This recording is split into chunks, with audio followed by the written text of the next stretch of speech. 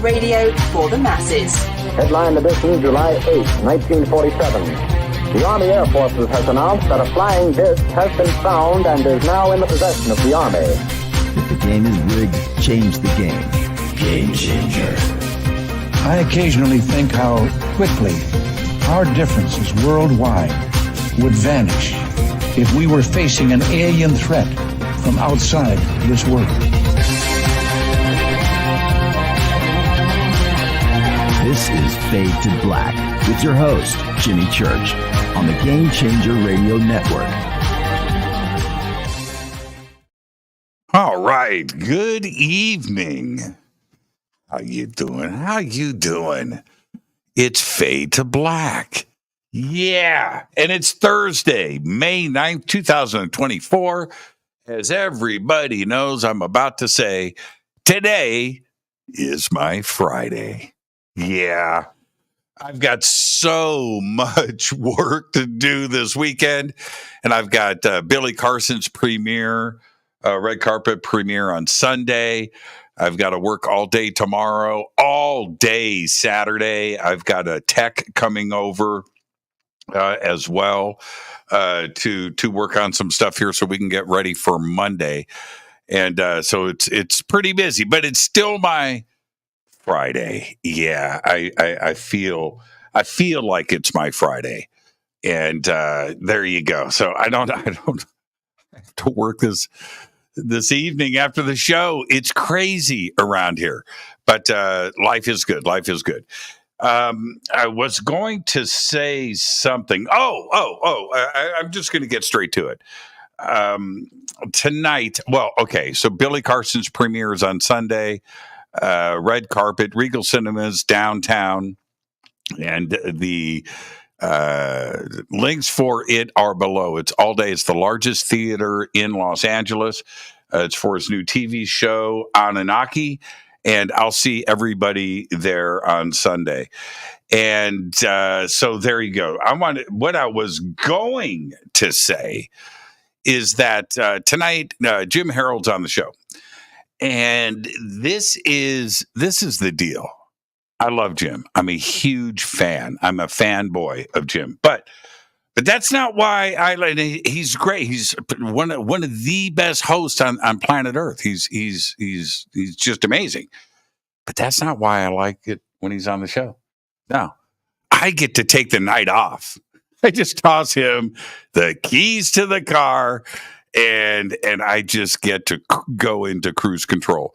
He is so good at what he does. And I like to, every time he's on the show, I do the same thing. I call it host to host or ghost to ghost, and those things that everybody uses and runs into the ground. But it's really true. He is so good at what he does, and I just really enjoy having him on with us. He's got a new book out, and the book was published and released on Tuesday. It is called True Ghost Stories. Well, aren't all ghost stories true?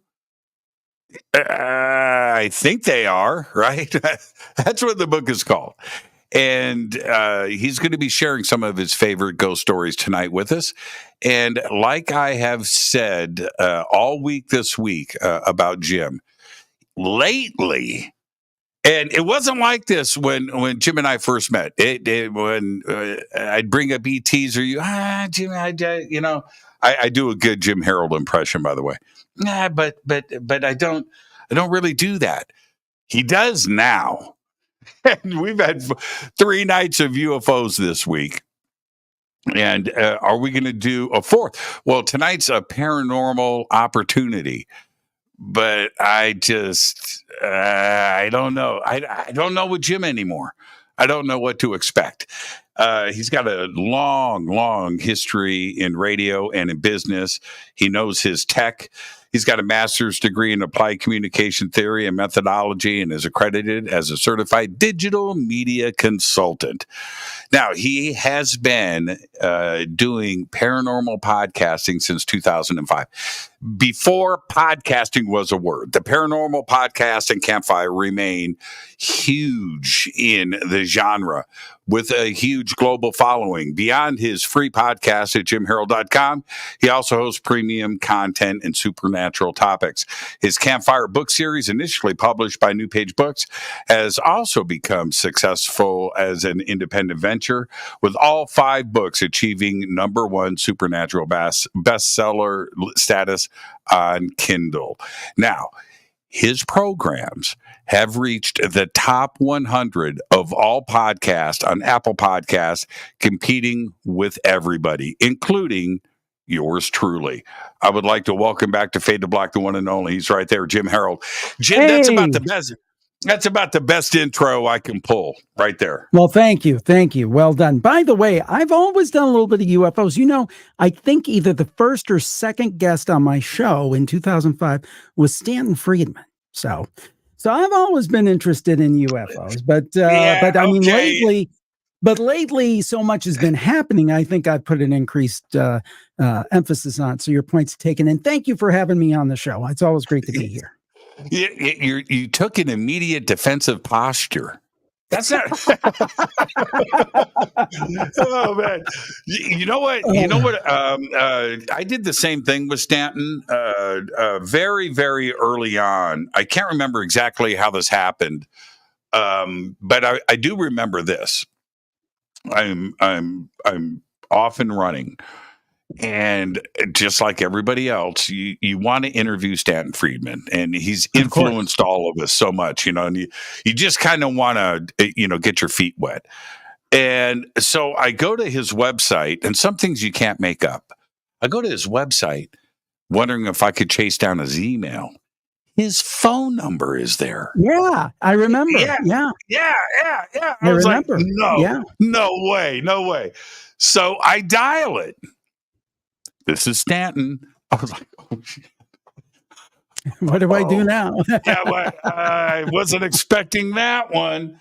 And he said, sure. Yeah, let's do this. Let's go. And we became friends. And I don't know how many times I ended up interviewing him or hanging out with him. But man, I miss that guy.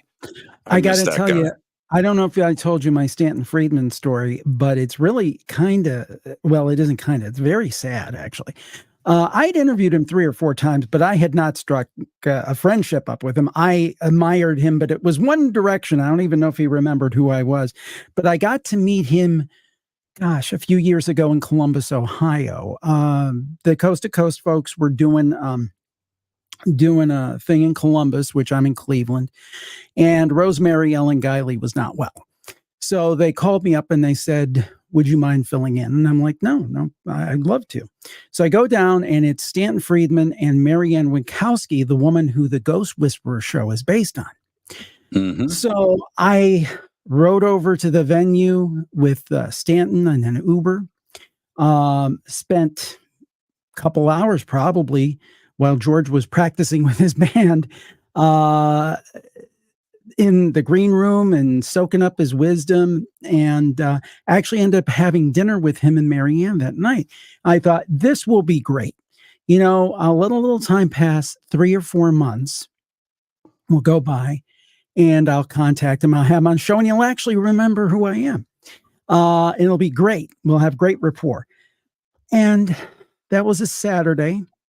And I think it was Tuesday, I opened up my Facebook, and Stanton, traveling back home from that event, passed away, I think, at the Toronto airport.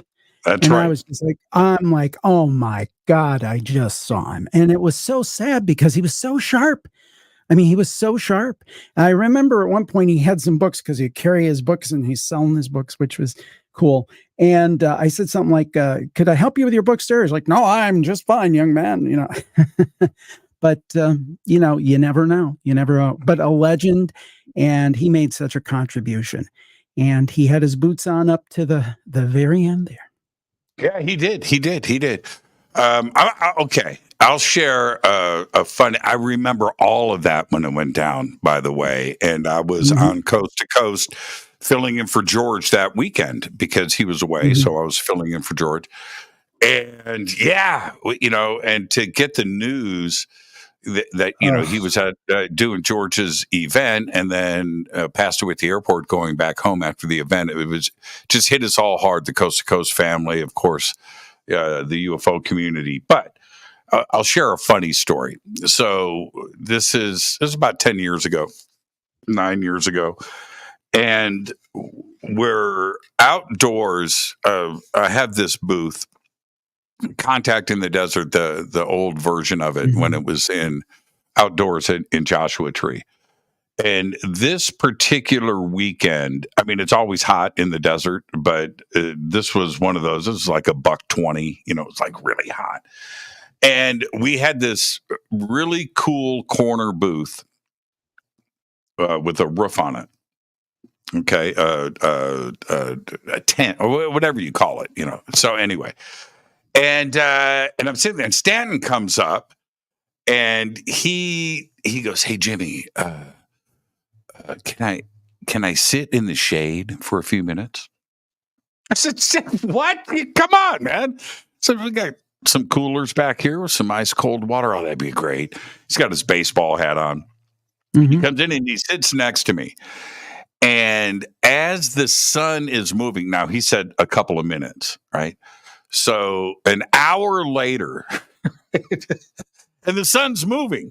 So the shade is moving towards me. Stanton inched his chair like this. Kept moving over. The shade. Yeah. An hour later, Stanton is in my booth selling T-shirts. That's great. It was just awesome. And he sat for a couple of hours where we were just able to, we've done this a few times, but just sit and talk, and about life or whatever, bring a Project Blue Book with Stanton. He just goes on autopilot and you get all of this golden information out of him. But I have a series of photos of Stanton moving his chair over that hour. It's pretty funny. It's kind of like the sun moving. Yeah. And that is awesome. I love that guy. I just love that guy. Now I wanted to, I was kind of cracking a joke when I said true ghost stories. Aren't all ghost stories real? Aren't they all true? And there's been a weird thing, and then I want to get some of your best stuff out of you, but there's a weird conversation that's been happening with people that I interview over the last year or so, where the phenomena is being discussed more and more as everything is the same thing. That maybe ghosts are just interdimensional, like ET, and time travelers, and things that we associate as with spirits, or if we see our mom after she passes away, well, that they are in a place that ET understands in their advanced state, right, of evolution and knowledge, and they understand the interdimensional universe, and that maybe the phenomena is just all the same. We're just not there yet. We don't get it. And does something like that seem possible? I think there's something to it. I think if you see your mom, I still think she's your mom. And I do think that we have an afterlife. But I will say this, it actually maps to exactly what I've been doing a series of interviews for this book, and it maps a lot to what I've been saying. Like when I started, following this when I was a little kid and watching Leonard Nimoy on In Search Of, UFOs were aliens, ghosts were dead people. Bigfoot was an animal, although I still think if he exists, he's an animal, but other people don't. But the point is that I'm more convinced than ever there is really something to all of this stuff. And when I started the Paranormal Podcast, I meant all of it. Like a lot of people now say, well, paranormal, that's ghosts. Well, to me, paranormal meant ghosts, UFOs, cryptic creatures. How did the guy build Coral Castle? Everything weird. That's the way I kind of looked at it. But what you said exactly maps to something that Whitley Strieber told me a couple of years ago when I was talking to him. And he was talking about his late wife. And he was talking, I think he calls them the visitors or the others. And he said that his wife, Anne, I believe was her name, told him that she believed that this phenomena, the visitation phenomena of the grays and so forth, has something to do with death. I interviewed Brad Steiger quite a few times before he passed. And he said that he was coming along to the thought process that there are connections. So I don't discount it. I think it's kind of like this, DNA, right? DNA's been, around as long as people have been around or animals have been around, right? But the thing is that we didn't understand it until the last 50, 60 years. Doesn't mean it wasn't there. So kind of what you said at the end there when you talk about, well, it's there, but we're not quite there yet. We don't quite get it. I think that we are only getting little shadows of our experience and little glimpses of reality, and we're projecting upon. We understand everything.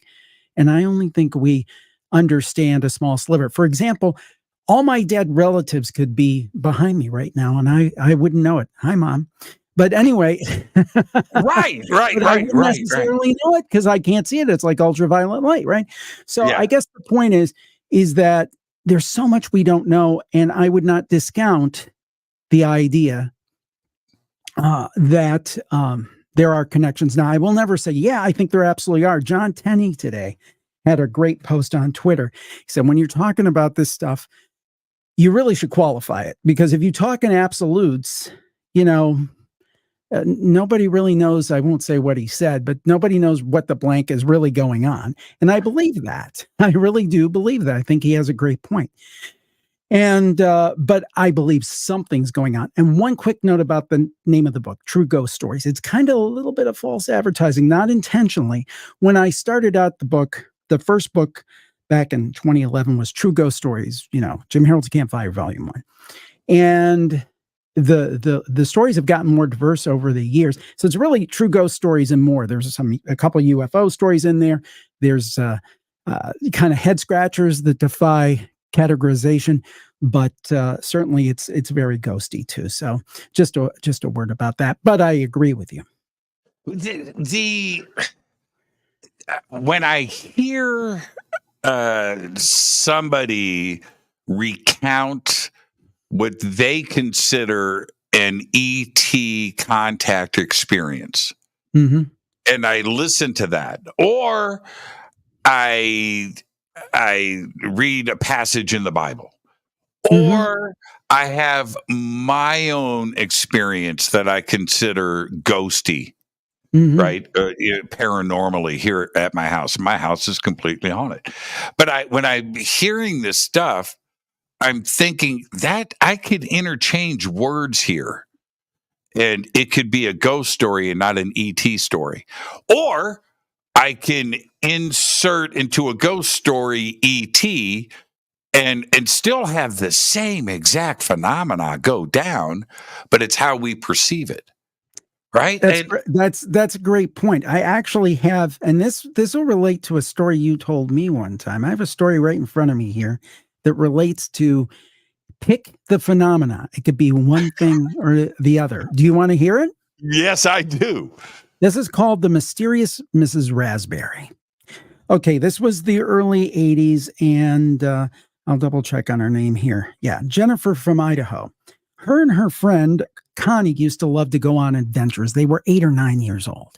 And this was back in the day when, kids left home in the morning and they said, "See you, Mom. See you at dinner time." And they'd be back at dinner time. So Jennifer had an abandoned railroad track by her house, right? And it was about 4 miles to the lake. Tough kid's going to take a 4-mile walk each way. But anyway, Jennifer and her friend Connie said, "We're going to walk down to the lake." So they set off to walk down to the lake. And they walk about the first mile, and it's very forested, lots of woods. Then they end up at a clearing, and there's houses on the clearing. There's a woman in what you would have termed at the time a house dress. She was an older woman, probably in her 60s. Had a clothesline up, putting up the wash, and there's a couple of raspberry bushes there. And the woman's super friendly, and she strikes up a conversation with the girls. And, the girls are just loving it. She's just such a nice lady, and they're talking. It's really a tender moment. It's very nice. And the woman says, "Hey, I've got some raspberries here at these bushes. Would you like some?" And they said, "Yeah, we'd love some." So they kind of stick their shirts out and make their shirts little baskets. And the lady puts some raspberries in each one of their shirts. And they eat the raspberries, and they talk to her a little more, and the raspberries all gone. Their shirts are stained, so I'm sure that their mothers love that. Back in the day, you would have gotten in trouble for that one. And they said their goodbyes and thank you and went about their way and went down to the lake and had a grand old time and headed back. And then they got to where the lady was. And there was a clearing. And remember, Jimmy, I should have mentioned, this railroad track was straight. There was no deviation from it, no second track. It was a straight line from there to the lake. There was nowhere they could have taken another path. They get to the clearing. There's a bit of a clearing. There's no clothesline. There's no raspberry bushes. There's no woman, and there are no houses. And they keep walking, and they're puzzled, like, what in the world happened here? This was here. I've got the stains on my shirt to prove it. What's going on? So Jennifer and Connie go back home, and Jennifer's a smart young lady. She talks to her grandma, try to get a sense of the history of the place. And she said, Grandma, I walked down there. I went about a mile, and there was this clearing with houses. Are there any houses over there? I didn't see the houses coming back. And she's like, oh, yes, there were houses there back in the 1920s before the railroad came in, and they demolished them all. And that was the case of the mysterious Mrs. Raspberry. One other point. She knew she was going to be on the Campfire Podcast. So she wanted to double check herself. She said, I want to make sure I'm not building this up in my mind. This happened the way that I thought about it. So she had kept in touch with her friend Connie. Calls her friend Connie as an adult, maybe a month before this call. She said, Connie, this is what happened. I remember this clothesline and these bushes and the lady and the houses, and we came back and they weren't there. Am I getting anything wrong? Am I building this up in my mind or anything? And Connie, her friend from all those years ago, said, not a thing you said is wrong. You're 100% spot on. I've wondered about it all these years. And that's exactly what happened. So, Jimmy, in this case, I say there's two possibilities. One, she made it up, which I don't believe for a minute she did, because there's nothing to gain by it. Or second, she experienced something that we would call maybe supernatural, because that's the best word we have for it now, or paranormal. I don't know. So to your point earlier, is that a ghost story, or is that a time slip story, or is that an interdimensional travel story? That's a tough one. And I think what you referred to earlier was my disappearing house story. Mm-hmm. Now, I have thought about this over the years, and I don't know how to classify it. And the similarities between the two stories are pretty freaky, because I did the same thing. I went back as an adult now, 5 years ago or so, went to Google Earth, mm-hmm. searched up and down. There's only two streets, and really mm-hmm. one in that area. And went up and down the street, and I couldn't find anything. I couldn't find a foundation. I couldn't find a clear. Mm-hmm. Couldn't find the house for sure. But now it was, my experience was 1982. So that's 42 years ago. So the landscape and things could have changed for sure. Sure. But I wanted to make sure that I wasn't crazy. and not finding the house on any street for a mile. I couldn't find anything there at all. And it for me, I think I'm going more science-y on this. Mm-hmm. Was it just a momentary drive into a parallel world, and I drove in and out of it? Maybe, right? Yeah. And never, and that opportunity was the sun and the moon and other things, right? Sciencey stuff that intersected, and I drove through it. I saw what I saw. I stopped the car. I was there, and then I drove out of the boundary and was never able to go back into it. And that keeps me from going totally crazy, like something spiritual, weird, or demonic, or whatever. I'm going on the sciencey side, so I'm thinking parallel world. And now there's one other aspect to this.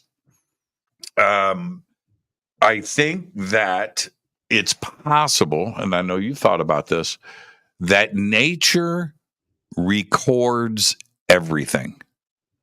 It's just recorded. Okay? Mm-hmm. Recorded like a video. And we have the opportunity once in a while, when dimensionally things line up, that we see a replay. Oh, I believe that. Yeah. So she saw a replay of the past. Yeah. Right? Well, go ahead. No, and that could have been what happened to me. Yeah. Is that just like somebody hit rewind on the video and then you witness it, but that's it. You can't hit rewind again. You can't go back. So there's one little thing though, although I think that's totally a possibility, but with a little extra thing. It's hitting rewind on essentially an interactive video game because she was able to interact with her. But I still think it's a fair possibility. Yeah, I walked up on the porch of this house. I looked in the window, Jim. I looked in the window. I planned out how my furniture was going to be placed. Right? I was like, man, this is perfect. I can do this here. And there was like a little graveyard, right, over on the other side that was behind this chain link fence. Had like eight gravestones. And the house was so cool with this in-ground pool, right, in the front yard, that I thought to myself momentarily, oh, there's a graveyard right there and you can see it. I don't care. It's got in-ground pool, right? So all of that interaction that you're talking about, I did all of that. Yeah. And so I don't know. It reminds me of something that one of the times Lloyd Auerbach was on my show, and that's a guy that I don't think gets nearly enough respect. The guy is a brilliant parapsychologist. Mm-hmm. He's kind of like the old school parapsychologist, the Ryan Institute type thing. But the thing is that he was doing a segment for the old TV show Sightings from like the 90s, which I never realized was produced by Henry Winkler. Yeah, that's right. I went to see him. He was in Cleveland on his book tour last fall, and and that was mentioned, or it was in his book. I read his book. I think he owned it. I think his production company did it. Yeah. He was very, very involved in it. But anyhow, point is, Lloyd was doing this for Sightings, and I mean, this is probably 15 years ago. He told me about this, but basically the premise was people were reporting going to this crime scene and seeing a murder replayed over and over. They would see the actual act being done. The killer and the killee, the murderer and the murdered. So you would think, oh, classic ghost story. Well, not exactly, because of course the person who was murdered was dead, but the person who did the killing was very much alive in prison. So what is that? Is that a ghost story? Is that... Ooh. Yeah. What is that? Ooh. I like that. I like that. Okay. Okay. You're asking me. I'm going to ask you something. Okay. I don't know. And I brought this up on the show the other day. And so I've got 2 identical key fobs for my Harley. Okay.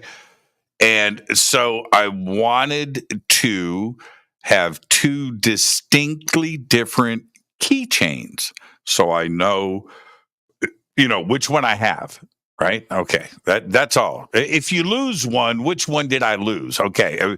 Right. That makes sense. Okay. Right. Okay. So I come back from the Harley dealer. I've got the new key fob, and a couple of days later, I buy a keychain for it. Okay. And it's a black leather flat disc. It's cool. It's got a little design on it, but it was just to separate it from my other one. Right. Okay. So the key fob is up in the cabinet in my kitchen. I was too lazy to go and get it. I left it up there. I put the black leather keychain on my island in the middle of the kitchen, just sitting there. And I have a spotless house. My house is really clean. Okay. So this black thing on my white island is very visible. And I do it to remind myself. The next day, I walk through the kitchen and I look at the keychain. I went, don't forget to put that on the key fob. I go throughout my day, make my coffee, I do fade to black, show's over. I go back out, show's done later on that day, and I walk through the kitchen to start dinner. I look down and it's gone. And I'm like, now I live alone. I can't blame it on the dog. Yeah. Or my kids. But I'm looking at the island and I'm so OCD with everything. I know where everything, and I'm looking and I'm like, did I put it on the fob? Mm-hmm. Did I forget? So I go and I get the fob and it's obviously not on it. And I'm like, what? It's still gone. And that's like 4 days ago. It just disappeared. Now, what is that? What is that? I'll tell you exactly what it is. There is a book out about that, and I interviewed the author a few years ago. Unfortunately, she's passed. I probably interviewed her around 2019, and it's become a thing on the Campfire show. It's called a jot, just one of those things. The author is Mary Rose Barrington. And the idea that there is a supernatural component of this. Now, off the top of my head, I can't remember exactly why these things happen. They're kind of a wink from the universe. But look it up. It's right on Amazon, JOTT, just one of those things. And this is a woman who had been in the Psychical Research Society. She was an elderly lady by the time I interviewed her. And I kind of felt badly because not so much now, but for about a year or two, it became a big thing on the Campfire. And like every other show, we'd have a jot story. And, sometimes they would be a sign. Like there was one time, I think there was a Christmas ornament that was meaningful with a relationship with someone who had passed. And it ended up rolling down the hallway after all the Christmas stuff was put away months later, stuff like that. And stuff disappearing, seemingly to go away, and then it comes back in the most unusual place that you would never have it. I had a woman who bought a cross for somebody, and she kept trying to give away, and it would keep coming back to her. So yeah, just one of those things. Jot. The author is Mary Rose Barrington, and she explains it all. I love that. And there's another thing. When you don't have family members to blame stuff on, it becomes difficult. Yeah. And now I have just one of those things, right? Here's another jot story, a short version, because we all have them. And that is missing socks. Now, before this gets boring or people roll their eyes, look It's just me. I take off my socks. I put them in the hamper, both of them. I don't have any socks, stray socks around my house or anything. You know what I mean? It's the routine. So anyway, it's like 4 months ago, doing laundry, and you go through. You're at the end of your sock run, and everything matches, and it's good, right? Okay, so I'm doing my thing. I'm missing a sock. Look in the dryer. I look in the washer. I look around the washer and dryer. It doesn't make any sense. I go upstairs. I'm under my bed. Everything is clean. There's nothing standing. There's nothing out of place. There's no out of place objects. Go into my closet. I'm next to the hamper. I'm in the thing. What the heck? So in my sock drawer is this lone sock. Okay. And it's a long tube sock, white sock. I also wear short ankle Adidas, short ones. 2 weeks ago, doing laundry, get to the end of my thing. I've got one Adidas sock in my hand. I'm like, no. I'm not going to be the missing sock guy. I'm not going to tell this story. I'm not going to tell my friends about it.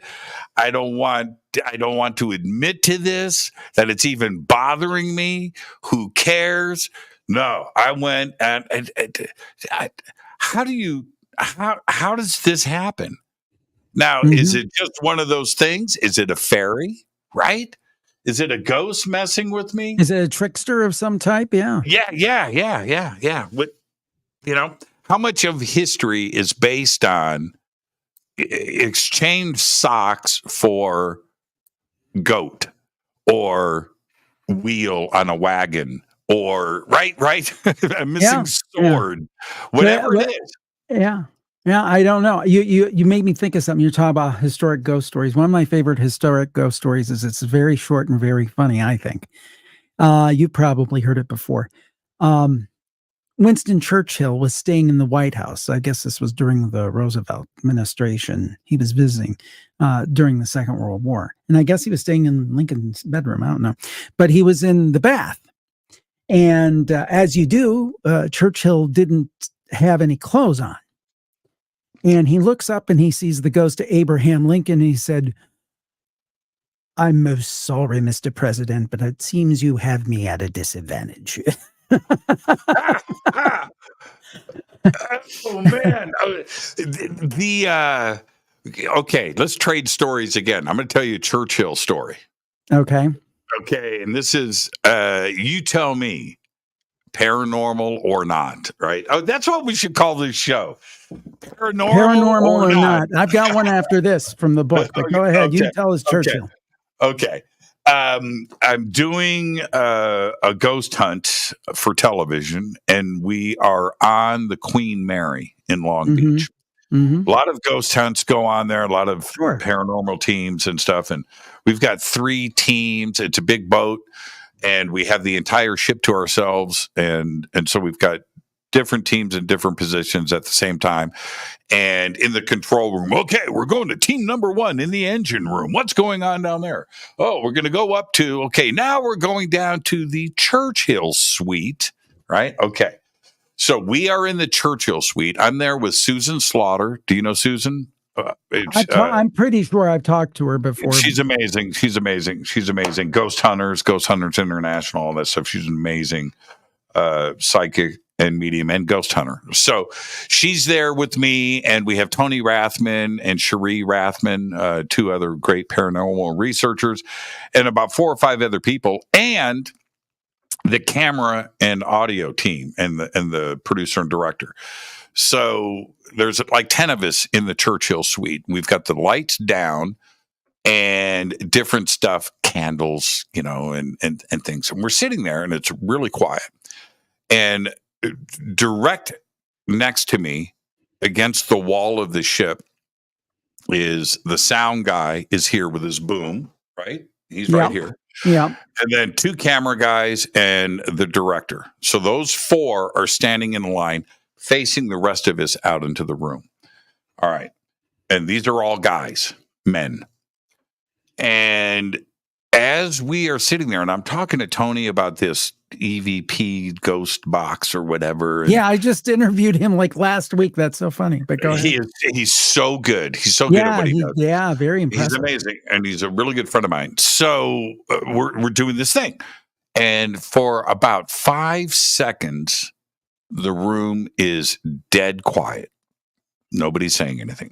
And at that moment, from up above me, in this direction, you can see how I'm pointing. This was a female. I've always said it sounded British. Hum. It was like a British hum, like Helen Mirren or something. Helen Mirren was going to hum, and it went like this. Oh man, that's creepy. It was loud, and it came from up here. And I look, and Tony, who's sitting in front of me, he looks over his shoulder. We all hear it. I look this way. It sounded like it came from over here. He thought it came from over his shoulder. He turns around this way. I look at the sound guy, and I go, "Was that you?" And he looks at me, and he goes, "Nope." No, it definitely wasn't you. And Tony and I are looking at each other like, what? And it was loud and audible. Mm-hmm. It's one of those things. And now, paranormal or not, how do we classify that? Oh, I think so. I mean, I don't know so, but I think so. I mean, again, I think the paranormal or supernatural, that might not be the right word. Maybe the right word hasn't been invented yet. You know what I'm saying? Because, I mean, maybe a lot of this stuff is explicable by science, but this is the science of the 23rd century. I mean, for example, we know that Edison was working on the telephone to the dead, right? So the idea that maybe some of this can be solved scientifically eventually, I'm not totally against. On the other hand, some more spiritual people might say there's certain mysteries we're not meant to know, about the beyond the veil and the afterlife and so forth. But I think, to me, that sounds like a ghost to me. Yeah. Well, everybody says, I'm so with you on that. And the immediate reaction, the terminology that we use is it's a disembodied voice. Well, okay. A voice without a body we don't have, like you said, we don't have the vocabulary yet to describe such an event. But what would cause that? It's almost like we go back into that time slip conversation. Is it Winston Churchill's girlfriend or whoever from the ship? I don't know. Well, the other thing that would almost imply an interaction, like it was maybe responding to like a curiosity, like, what's going on here? I mean, the way that you put it. 100%. So that's the way it sounded. So to me, that wouldn't necessarily be residual, because if it were residual, it would just be any old sound, right? But it seemed to be reacting to the things that were going on. So that to me would make it more sentient. I got to tell you, that night we wrapped, it was like midnight, 1 a.m, and I'm walking to my car and I'm alone. Okay. And you know what I did? I heard a voice. I was so happy. Yeah. I couldn't believe it. Yes. I mean, that's something, and the fact, and we talked to Tony on one of the shows about his device and so far, very, very impressive. But to hear it without being processed through a voice, you just heard it out in the open air. That to me makes it even more compelling. The fact that you didn't need any special device or anything, you just audibly heard it, just like you would hear, if somebody walked up to you and went, you heard it the same way. You heard it organically. We all heard it. And the funny thing was to watch the reaction of everybody. But when I turned and looked at Tony, I swear on all that is holy, you can ask him. This is Tony's face. Yeah. I mean, it would do it. It would do crazy. I'm telling you, it would do it. It would do it. Okay. You said you had a paranormal or not. Well, this is paranormal or not, and I thought it would fit since you were talking about Queen Mary in California. This story involves California. This story is called My Secret Tunnel, and it's from Kelly. So anyway, she talked to us about when she was 5 or 6 years old, and her family lived in the home that she grew up in, and then they moved about 80 miles away. And Kelly's mom noticed that she was kind of moping around the house after they moved. And she's like, Kelly, there's a nice house here, nice neighborhood. Or are you sad? Are you depressed? Is something going on? You sad about the move? She said, no, I like the house. I like everything, but I miss my tunnel.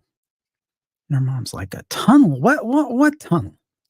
And Kelly proceeds to tell her that when she lived at the old house, under her parents' bed, and only under her parents' bed, there was this tunnel.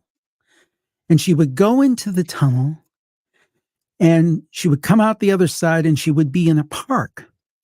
And she would sit on the park bench and watch the people go by, and there was a fence and a couple of dogs that would maybe occasionally bark at her. And then she'd go back through the tunnel and go back to her house.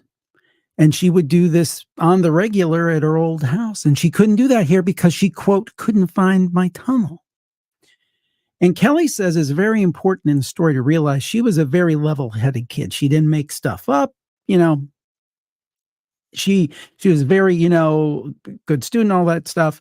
Didn't make stuff up. But this one thing she specifically remembers happening. She didn't remember the part where her mom asked her that, but her mom told her that later.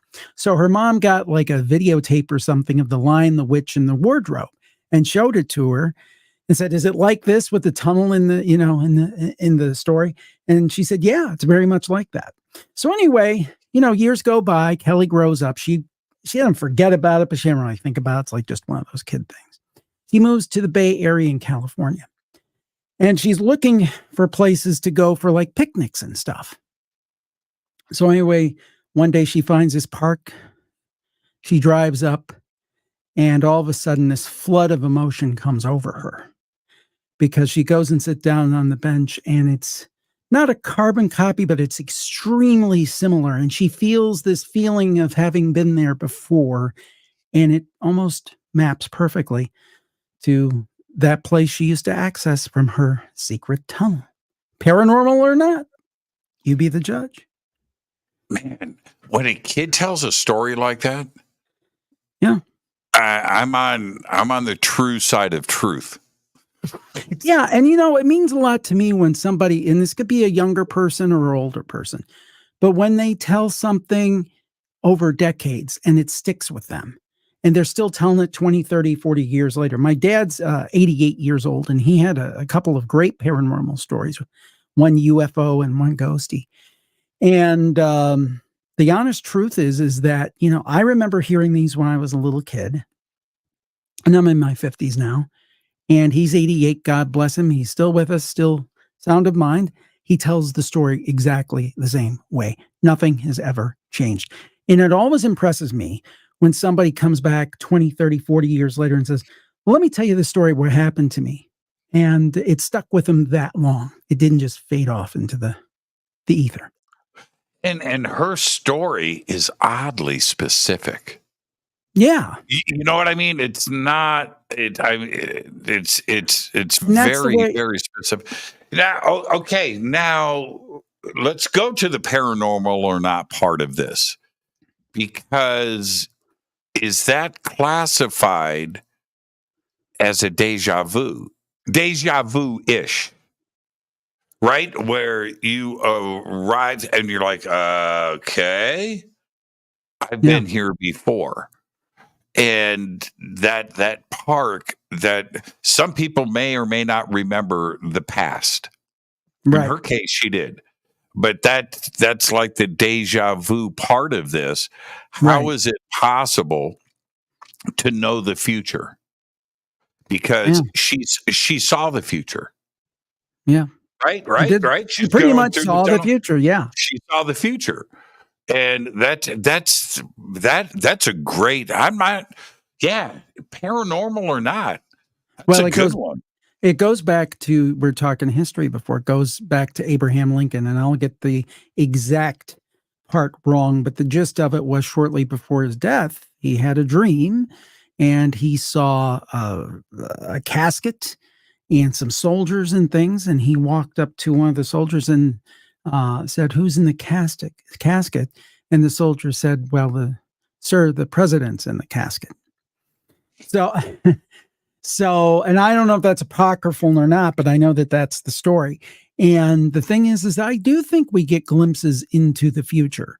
How that is, if, that gets into the sciencey stuff too. Is everything on a plane that we can access? It reminds me of a hard drive, right? A hard drive, you can, especially the new ones, the SSDs, you can, access information regardless of where it is on that hard drive, basically instantaneously. Is our existence like that?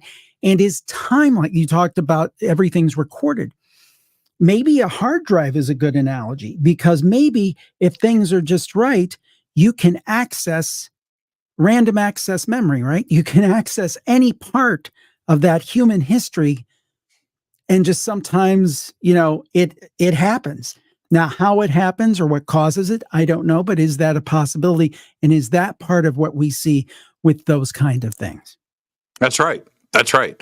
And I had this experience. I've told the story enough, but so I'll tell the short version of it. But I didn't find out about this until 50 years later. Okay. Wow. So, and it was just a memory that I had always had. And this was it. I was in Chicago in Waukegan, and we lived across the street from our elementary school, and I had this big playground and grass field in front of the elementary school. Our elementary school's up on a hill, and it's in the summer, and I'm going across the street to go and play with my friends in the park. Okay. Summer day. And I'm probably 8. I'm in the 4th grade. So I'm 8 years old, and I'm crossing the street. Something catches my eye in the sky, and I look up, and it's the Hindenburg, and it's very low. It's not high. It's like big, I'm holding my, yeah. So, this big, I don't know, 1,000 feet in the, I could see people in the windows of the gondola. And I could see the engines going down the side and the ridges, and there it is, right? So I thought, wow, that's cool. I could hear it. And I run and I follow it across the park all the way until it disappeared over the trees. I followed it for like 5 minutes. I'm running underneath it. And so I drew it. I drew it over and over again. So that's it. That's the memory, and it's crystal clear to this day. So a couple of years ago, I'm working on the show. It's in the middle of the day, and I don't know what I was working on, but it popped in my head. Oh, that's right. You saw that Zeppelin in 1972. So what was it that you saw? The Navy had a bunch of them, the Los Angeles, I remember that. And so I jump on Google to see what was in Chicago in 1972, Zeppelin, right? U.S. Navy Zeppelin. And this is what Google, my hair stands up every time I tell the story. This is what Google said. There have been no rigid airships in the world since 1938. I knew. I didn't even think there had been any in the Second World. When you said that, I'm like, I know the Navy had them. None. We had 3: the Akron, the Ohio, and the Los Angeles. And I think the Akron crashed. Two crashed. One. Okay. So, well, I'm glad you know about this. After the Hindenburg disaster, everything got grounded. And the U.S. Navy, one crashed. They stored it. One crashed and was destroyed, and one they dismantled. The one that crashed and they stored it, they dismantled that. So one crashed, one got damaged, and then was taken apart, and then one was dismantled. Other than that, none. So what did I see? So do you saw the actual Hindenburg script and saw the... No, I did not. I don't remember that. But I do remember the ridges and the engines going up the side. And now I've had people go, dude, the Goodyear blimp. No, the Goodyear blimp is the Goodyear blimp. Friggin' thing says Goodyear on the side. Right. Yeah. You can't miss it. And I would love for that. If it's a Goodyear blimp story, that's cool too. But that's not what I saw. And so anyway, that I don't know. Is that paranormal? Is that the recording that you're referring to? Did I momentarily go into? I don't remember going black and white. I don't remember. The school was still there. My friends were still. Life. Yeah, I don't know. I'm telling you. People say, "What have you learned?" I haven't learned much, but I have learned this: our existence is weirder than we can even conceive of, and people experience things that are true, and they're totally friggin' bizarre. See, which goes back to our point. True ghost stories. What happened to me happened. Yeah. Me reading this in Google, well, that freaked me out. I thought I was going to read the U.S. Navy, because I live next to a Navy base. The U.S. Navy had this, and it was there for this, and that's what when I got, there have been none anywhere on planet Earth. Yeah, because when you said that, I didn't think there had been many after the Hindenburg disaster, because I didn't even think there were any in the Second World War. I mean, because they were afraid of them blowing up, It just, and it does go back to early age. If you don't mind, I'll share one of those stories my dad had, because I think it's such a compelling story. And it's interesting. You talk about, you have something happen, and then decades later, you get kind of an epiphany. And this kind of happened with my dad's story, and it ties into UFOs. So anyway, just to set the stage, my dad was a steel worker. He's retired, so very salt of the earth. He wasn't putting pyramids under his bed or didn't have crystals, and wasn't trying to get in touch with the oneness of the universe. Not that there's anything wrong with that, but he was salt of the earth guy, right? Worked in the Cleveland steel mills, originally from West Virginia. My mom was what they used to call back in the day a homemaker, stay-at-home mom from West Virginia as well. And they both independently moved up to Cleveland, met each other here, and that's how I came about. So anyway, this had to be about early 70s. I was a baby, and they were down in West Virginia visiting family, and decided to leave little Jimmy, that was me, little Jimmy with grandma, so they could go off to this secluded area. Now, why, Jimmy, they wanted to go off to a secluded area, I don't really want to know. Don't need innocent. That's fine. Exactly. I'm sure they just wanted to discuss the football scores or something. But anyway, so they were parked like in this secluded area. Now, Jimmy, when you get to these rural areas, when it is dark, it is dark. There are no street lights. There's no light pollution. It is dark. It was pitch black dark. So my dad and my mom, unfortunately, my mom has passed, but she told the same story. All of a sudden, they were sitting in his 68 Buick LeSabre, and the whole sky lit up. And this lasted for about 30 seconds. Everything was almost as bright as daylight. My dad said he could read the speedometer, the big speedometers the cars used to have. He could read that. He could read they used to have an old school analog clock. He could read the hands on the clock. The only place where the story differs, my dad said he turned to his left and he saw a man with a welding mask on. That's the way he turned with his hand up. Now that was enough for my dad to say, let's get out of here. So he peeled out on the dirt road, and as they peeled out, my mom said Jimmy, then I saw the biggest birds that I ever did see in my life. And they were like, you know, their wingspan was like 15 feet, some like thunderbirds, the way they described it. And they thought the next day they would find something on the news about some kind of space thing or explosion. Never heard anything about it again. But it was years later that I was interviewing Mike Cleland. He has a couple books out, The Messengers, about owls. And the idea that owls may be screen memories for something else. And it occurred to me, whatever my parents saw. Now, again, my dad, we were talking about vocabulary earlier. He was describing the man in the welding mask because that's his reference point, perhaps.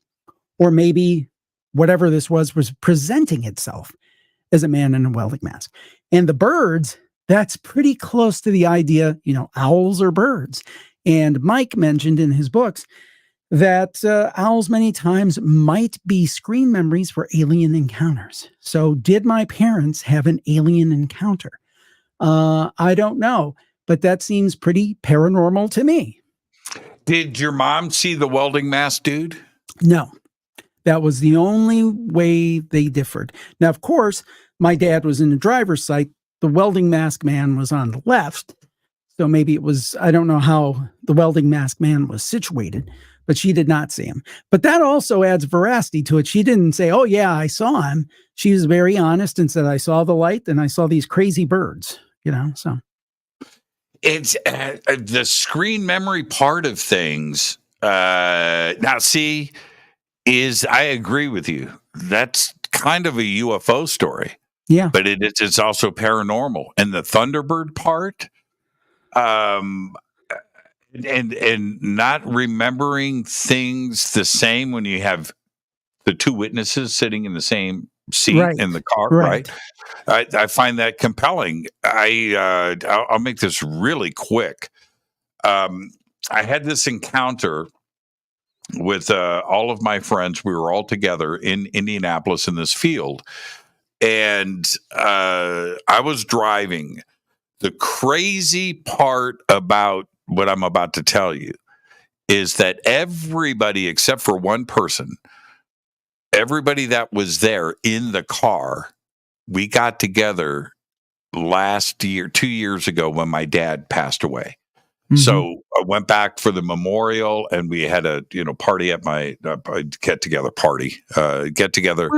about 30 or 40 people. Of life. Yeah, exactly, at my brother's house.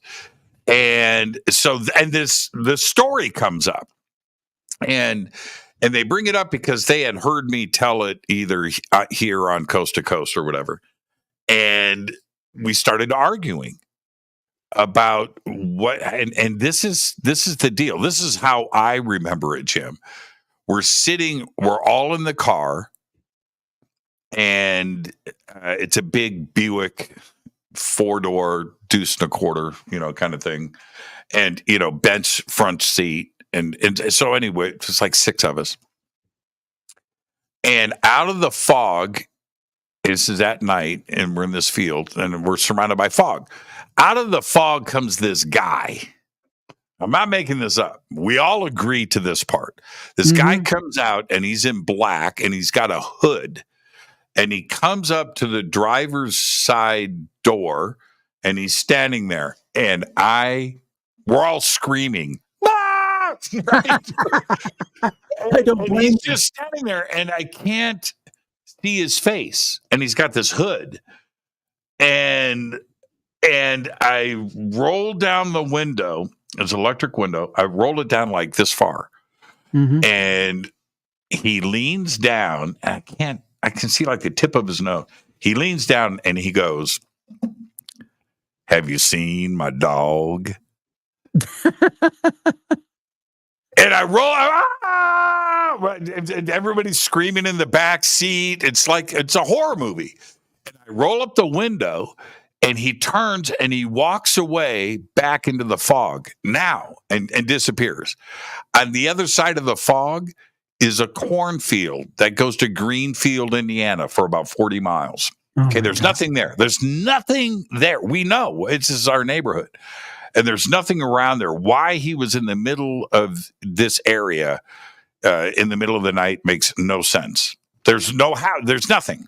Yeah. Anyway, so now me and my friends as adults, we were all in high school when this happened. We're arguing about this.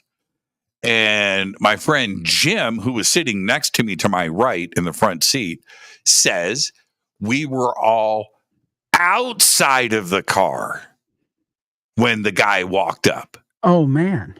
Yeah. Now, he is just absolutely insistent on this. And my friend Kurt and my friend Randy, who were both in the back seat when this happened, were at my brother's house, said, no, dude, it's just like Jimmy said. We were all in the car. And he goes, no, we weren't, man. We were all on the front of the car. And he came out. He goes, no, we were all inside the car. Church rolled down the window. He goes, no, Church never rolled down the window. Like, dude, how can you misremember all of this? And I don't know if he's misremembering it. That's the way that, you know what I mean? I know exactly what you mean. It's like, was there something impacting you guys psychologically that was messing with you that caused you to remember it a different way? And if we know anything, what if we were all abducted? we got the Shadow Man screen memory implanted. Here, you talk about encounters with weird men or a weird, strange situation, a mystery man, I guess. And there's one. This is one of the weirdest stories, and in some ways, maybe one of the grossest stories we ever had on the campfire. And it's called, and you'll know why soon. It's called the Soft Serve Man. So this was told to us by Dave. In the soft serve man. Yes, it comes into play here. So Dave, who was a police officer in the Western states, and I'm a great respecter of our law enforcement, and there's, of course, a few bad apples, but I think for the most part, they're great people, and they do a great job. So anyway, Dave was talking about one night, it was the middle of the night graveyard shift, and him and a buddy each had their cars sitting car to car, and they were chatting and stuff. Dispatch calls in, says, there's a man trying to jump from an overpass onto semis going past. And Dave thought, that's about the dumbest thing I've ever heard of. So they go out and they're looking for this guy and they don't see anybody. And there's an overpass and there's bushes and stuff. All of a sudden, they find this guy in the bushes.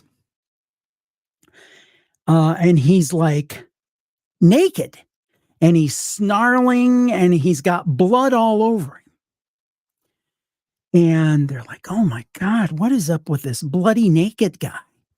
And they get their hands on him. And he's wild. He's trying to bite. He's like, arr, arr, arr. He's trying to gnash his teeth, trying to bite him and stuff, like almost animal type behavior. And so they kind of subdue him and cuff him for his own protection, the protection of the officer. Looking in the bushes, Dave said they half expected to find a dead body. And nothing. So anyway, this guy continues to growl at him and bite at them, and just really weird. So all of a sudden, a state trooper patrol car pulls up. And Dave knows the state troopers in the area, but he doesn't know these guys. And the guys, and usually troopers will handle things, around the highway and stuff. Say, we'll take care of this. But the guys are kind of not nice. They're kind of jerks. And usually there's a really good relationship, Dave said, over there with the state troopers and with the local police. They get along well. They hand off cases. Everything's cool. These guys were just kind of like, get out of the way. Then this ambulance, and he takes notes of the badge numbers and everything, because Dave has to write a report about this. Even though they're handing it over, he still has to write a report about the action and everything that happened. All of a sudden, this ambulance company pulls up, this ambulance truck, and it's a company that he recognizes. He writes down the number. They take this guy and they put him in the ambulance, and they speed off, and so does the state trooper.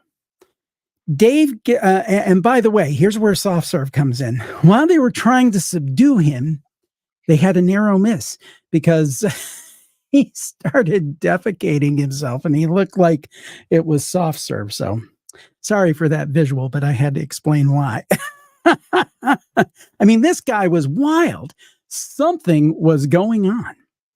So anyway, go ahead. No, continue. So, yes, So anyway. What happens next?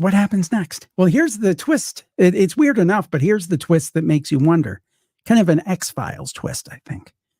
So Dave checks around, and nobody knows those troopers. Even call the troopers. We didn't pick up anybody. And then also the ambulance company's like, well, I'll have my people check the ambulance number. And they gives them the number, calls the ambulance company. We don't have any ambulance with that number.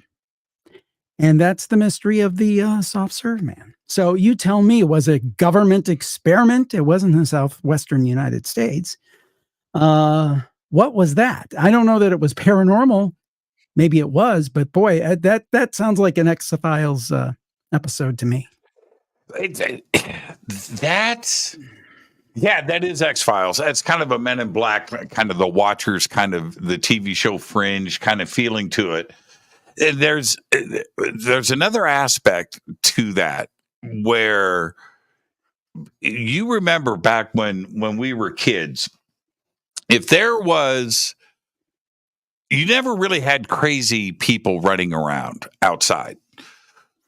No, they were in institutions. They were in institutions, right? Because if somebody was walking around in the neighborhood acting crazy and saying crazy things, some white van would pull up.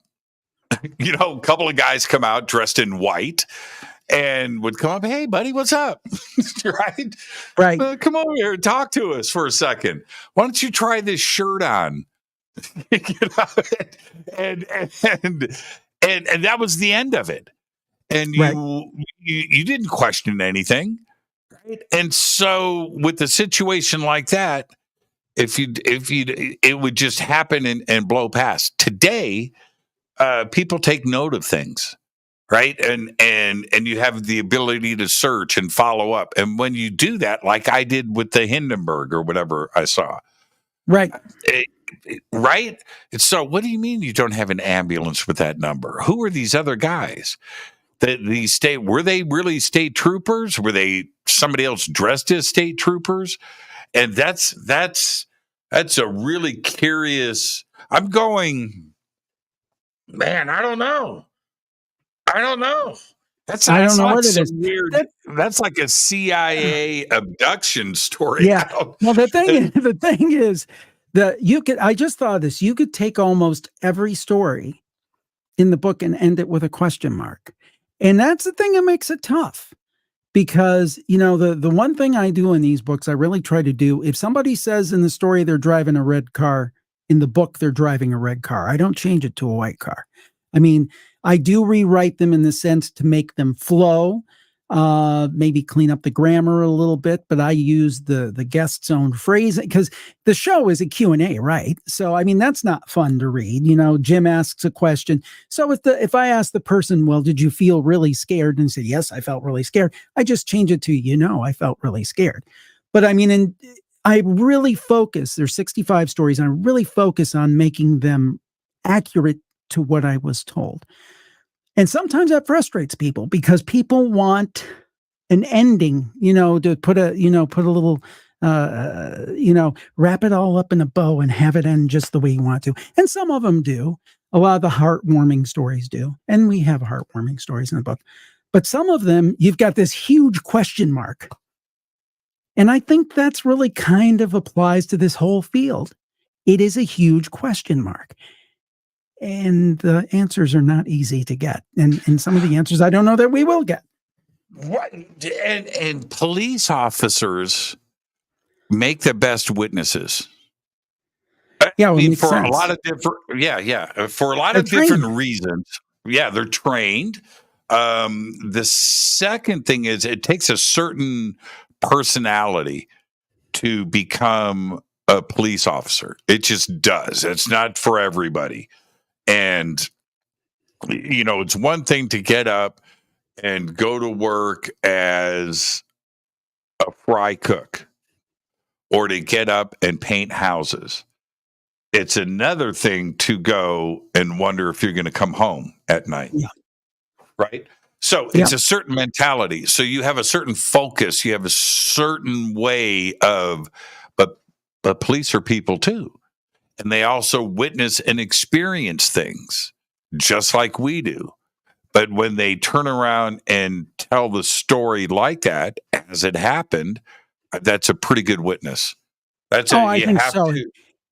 He came across as totally. Now, he didn't want to share what department he was with for understandable reasons, but I mean, totally. And that's the vast majority of people I talk to. But there's some people who are like in that super credible category, and I put him in that super credible category. He just oozed sincerity and like, I'm just telling you what happened to me. And I know that I've asked you this before, but we were talking about time slips and right now the police.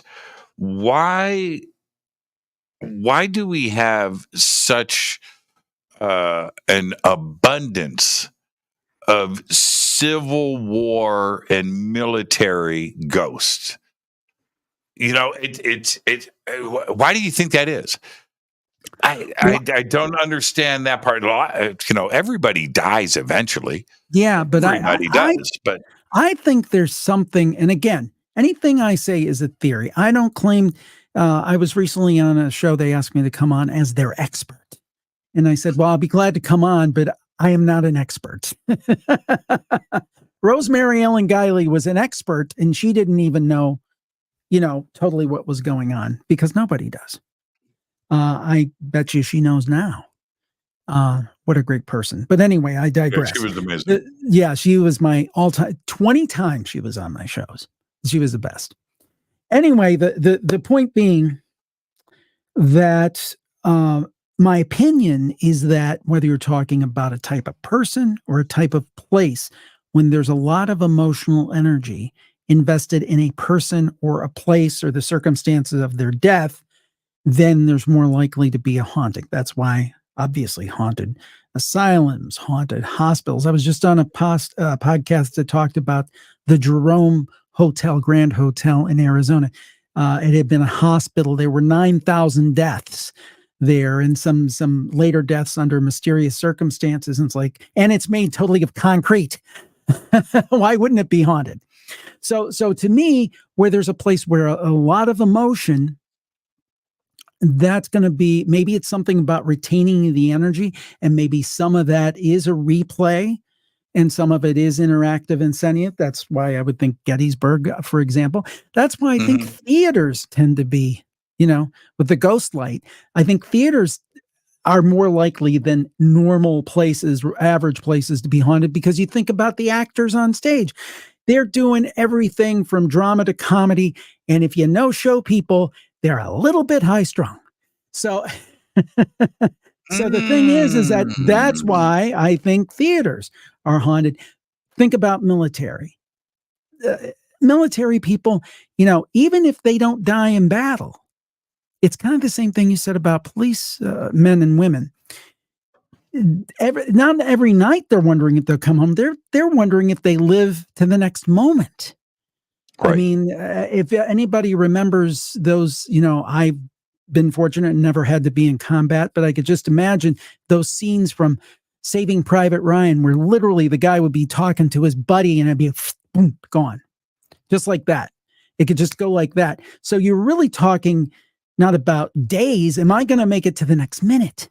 Even if you live, that has to have such an emotional charge. And if there's something to that idea, oh my goodness, what would be more likely to be causing a haunting of soldiers who died in battle or soldiers who actually went on to live? That's my thought. I wonder if Rosemary is frustrated right now, trying to get back to us. Dang it! It wouldn't surprise me. She was. Again, I mention her so many times on so many shows when I do them, because she really was. really enjoyed talking to her. I loved talking to Brad Steiger, but I knew Rosemary a little bit better. We'd been some conference together. We did a paranormal cruise, and we were both on it. I knew her personally a little bit better. But the funny thing about Rosemary was everybody, I thought I must have been one of her favorites because she would always come on my shows. Be all very nice to me. And when her and Joe were in town, we had lunch together, and I thought she must really like me. But what I realized after she passed and I saw the comments, she was that nice to everybody. She was that kind to everybody. I've also heard that, if you were working with her on a book or something, she could be very exacting and very precise in what she wanted and those kind of things. An ultimate professional too. And I really like that you can be both those things. You can be a professional perfectionist and also be a hell of a nice person. And, oh, by the way, be one of the world's greatest experts. And I'll use that in her case on a subject matter. And she was all three of those things. Yeah, she was. She called me. It's one of those things I got away and you just regret the moment. But she calls me and I was out of town and she calls me and she goes, Jimmy, it's Rosemary. I said, what's up? She goes, I'm driving through Los Angeles. I have your scrying mirror. And can I come by and drop it off? I said, I'm in wherever, I'm in New York. I'm in Miami. And she goes, oh, dang it. When are you coming back? I said, I'll be back in 5 days. She goes, oh no, I'm driving across the country. Oh, she said, okay, we'll get to this at another time. I said, well, it was really good. And and she passed away, a couple of months later. And it's just one of those things where the moment passed and it just, oh man, yeah, she was so cool. She was so nice. She was so sweet, but knew her stuff. Exactly. She was so Down good. Cold. You mentioned your mom. Is your mom still with us? No, unfortunately, she passed 11 years ago. Very, well, and relatively young. There's a reason why I ask. My mom is no longer with us too. Has she come back? No. That's something I've always wanted a sign from her. The one time I thought I had kind of a sign from her, but again, this is one of those things, even doing what I do, sometimes when things happen, I'm like, oh, is that just my imagination? And I do a lot of caretaking for my dad. Now, fortunately, he's in good shape. He lives in an apartment about literally 8 minutes from our house. And, I take him out for his groceries and go to the doctor and go get something to eat and those kind of things. But one day I was questioning myself, well, am I, doing enough for him and things? And just, it came to me in my mom's voice. I didn't hear it audibly, but I heard it in my mind. And my mom, and it was a phrase that she would have used. She said, I think you're doing a damn good job. Now that was more, that could have been just me.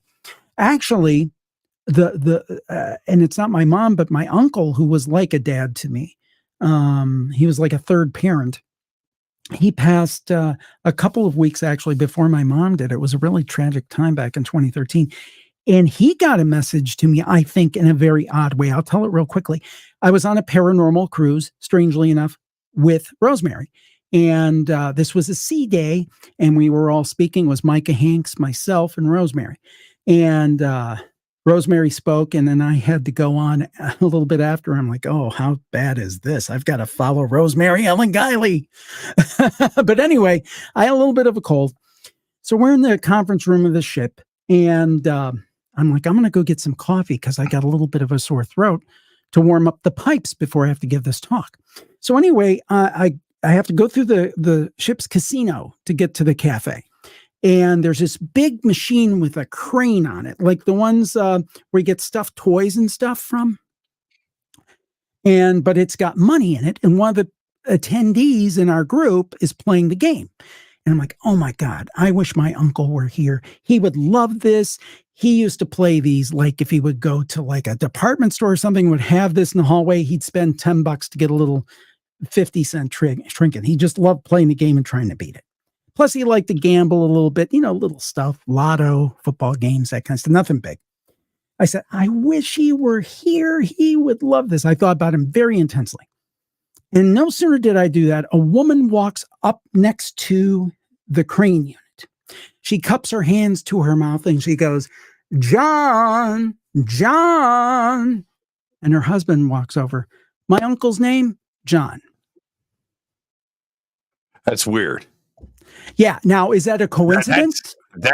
No. I don't think so. No. I love that. Yeah, I think that when the conditions are just right, I think our loved ones can put puzzle pieces in place to get us messages that will mean something to us. And I think that my uncle somehow knew that I would get the crane reference. And I think the message was, you're thinking of me, I'm thinking of you too, and I'm still around. That's the way I took it. The weird, our relatives, okay. I feel that, like Rosemary, and I'm sure she's laughing at the two of us right now. I feel that we have certain guarantees and things we can expect in life. They say there's no guarantee. Okay, but there's a few things that are owed to us that we can expect. And I think one of them is after your parents leave, you get the visit. That's one of the things in life, right? And I didn't get that with my mom. Mm-hmm. My mom was nuts. She was into all of the things. And if there was, she read Edgar Cayce and she was into ghostwriting and it just fully in Ouija, all of that stuff when I was a kid growing up, Eric Von Daniken, all that. So if there was somebody, somebody's mom that was going to pull this off, it's either her or Rosemary Ellen Guiley's kids can expect that, right? Right. And so, yeah. And I got nothing. I haven't punched that card yet with my mom. One thing that did happen, and I don't think it's a coincidence. I've thought about this a lot. Is before she passed, for years, I would have lots of dreams about her. Yeah. While she was alive. And we just did stuff. I had dreams. After she passed, none. Wow. They stopped. Yeah. Yeah. I can't figure that part out. I'm on the Jim Harold couch now. I'm just sitting here just talking to Jim. Okay, so then my mom. But time's not up. Time's not up, is it? There's still time. No, it could still happen. There is. I thought for sure. Now, okay, so let's stay on this for a second. And I'm sure that I'm going to stir your memory for another story. I have a lot of guests that talk about ET or ghost in the physical. Mm-hmm. So that, and I don't know. And so when you hear these, when I say in the physical, they've been touched, they've been pushed, they've been grabbed and pushed in the back, touched on the leg, whatever. And so have I. And it's never been like in a public place either. It's always, in bed. There's something along those lines. But I've always looked at it as being paranormal. Mm-hmm. Do you have stories like that come at you where this stuff manifests into physical and is no longer a spiritual situation? A spirit. Well, I situation. Just actually, you kind of set it up perfectly because it's a little bit, I'll try to make it quick, but this is about the Malocchio, the evil eye. And it really resonated with me for two reasons. The evil eye resonated with me because my wife is Italian. And you talk about things physically happening. In this story, things do physically happen. So the evil eye is very interesting to me because I know from her family, they do believe in this sort of thing. And I kind of do too. And this story was from Eddie in Chicago, actually. And he was Italian American, or is Italian American, actually specifically Sicilian. And his family was devout Catholic. His mom didn't believe in anything spooky, and that comes into play here. She thought it was all a bunch of superstition. Her dad's side was very much into the, almost Italian witchcraft for protection kind of thing. And my wife's family, I remember my late father-in-law used to have the horn up on his mirror. He would have it with him all the time. And when they would say, bless this child, when you would bring a new baby over or show a new car, they say, oh, how beautiful, God bless. Well, that was a way, by saying God bless, you seal off the compliment so you don't accidentally, through like some subconscious envy, give the person the evil eye, which I learned from Antonio Pagliarulo, who wrote a book on this last year, The Evil Eye. Good book. But anyway, so this was Eddie. He went to Sicily when he was 17. His family took him as kind of a gift because he was going to be going to college. So he spent a couple weeks with his grandparents in Sicily. And it was great. But there was this neighbor who was not very nice. Her daughter, this lady's daughter, used to date Eddie's dad, and that didn't work out. And in general, this woman hated Eddie's family. So one day the family is going out to do something. And this woman comes out of her house and starts cursing at them in some Sicilian dialect that Eddie didn't understand, even though he understood Italian, but he didn't get this. And then the woman proceeded to throw a dead chicken at them. And a dead chicken. That was part of the curse because the mom said, oh, she just put the evil eye on us. But don't worry, we'll say a prayer, no big deal. So anyway, they're in Sicily a little longer. No problems in Sicily. They get home. Everything goes to hell. Okay. Very tranquil family.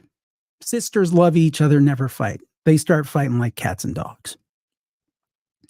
Then they start getting cold spots in the house, right? Then, and the house has never been drafty. Then they start getting weird odors and smells in certain parts of the house, right? Then the mom and dad, who are like, June and Ward Cleaver and always get along, they're fighting now. Then it starts to ramp up into physicality. One night, everybody's in bed. Mom's in her master bedroom with dad. They're lying in bed. Dad's asleep.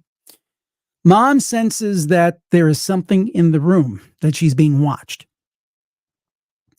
And she tries to go to sleep. She's like, there's somebody in this room. She tries to go to sleep. All of a sudden, she has her eyes closed and she feels an icy cold grip on her ankle. And then literally this thing tries to pull her out of bed, whatever it is.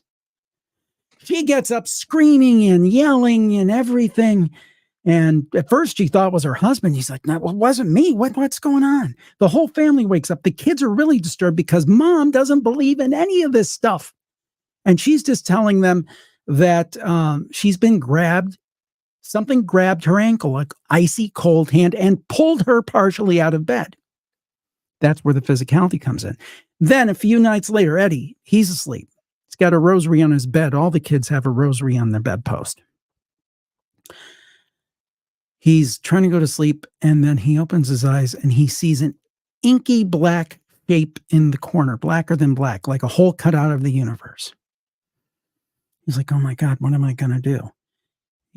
And then he feels it getting closer, and it's breathing at him. And he says, I know what I'll do. He grabs his rosary and tries to say the Lord's Prayer, which he learned when he was 5. Can't remember the words. This thing's getting closer. And finally he says, I'm going to make a break for it.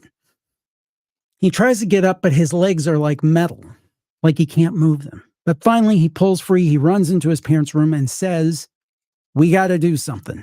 We got to do something. Something happened with this lady. Something's happened. Mom's had this experience where really shook the whole family up because everybody knew she didn't believe in any of it.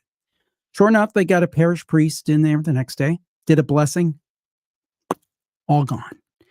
And Eddie says, I love the old ways, but whether it's the old tradition or today, if somebody's jealous and you've got something they want, they will either do whatever they can to get what they want, what you have, or at least get revenge. And he really believes that's what that old lady did. She put the evil eye on them, and it worked. And that's where the physicality comes in. That is it.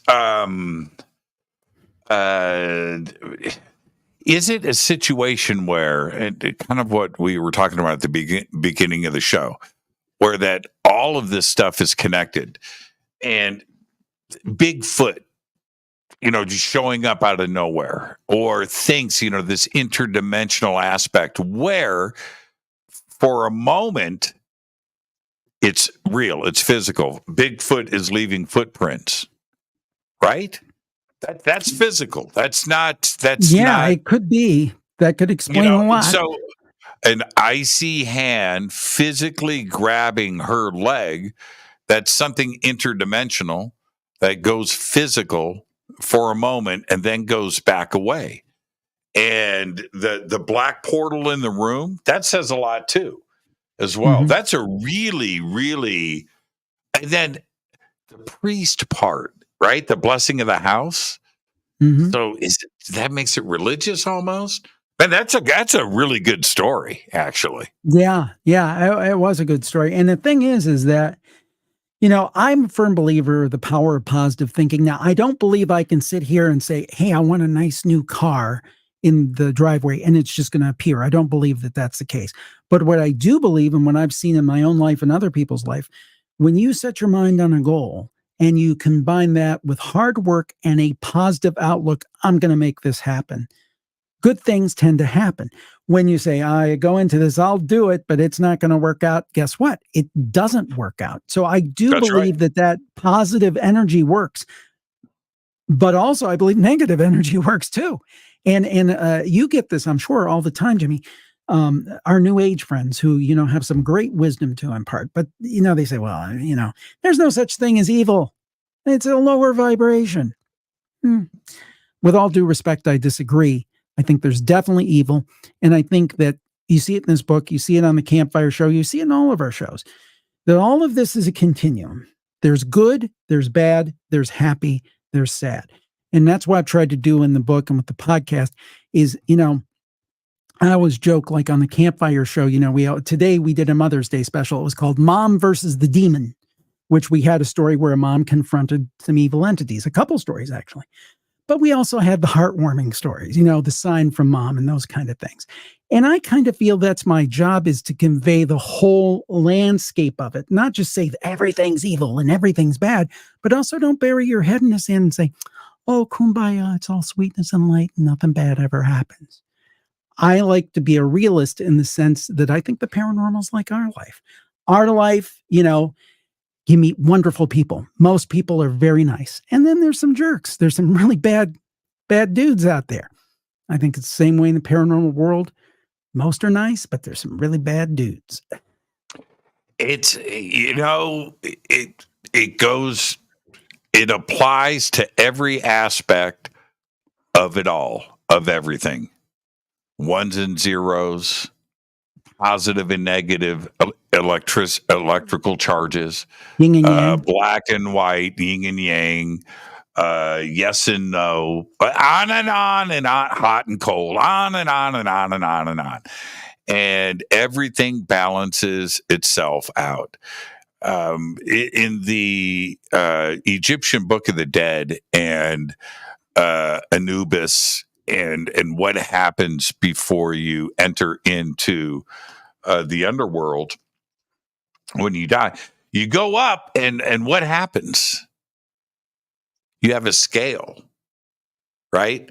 And you have to, your heart and your soul has to weigh the same as a feather on this side, right? And it's got to balance out. That's it. There is no bad without the good, and how do you know, Jim, let me ask you this. I think that's such a really good point. how do you know what good is if you don't experience bad? Right? I mean, how do you know what good? How do you know? Yeah, I mean, I guess it's an uncomfortable truth, but it's still true, because you would like to think, I wish we could live in a world where there is no bad. I mean, I wish that were the case. But it's kind of like, I think there was an old Sesame Street special where it was Christmas every day, right? And after a while, after about a month, everybody got tired of Christmas and it lost its luster because every day's Christmas, big deal, So that is true. And that's why I try to tell my kid, and this doesn't even apply to paranormal, although it does. But with life, you have to realize it's a roller coaster.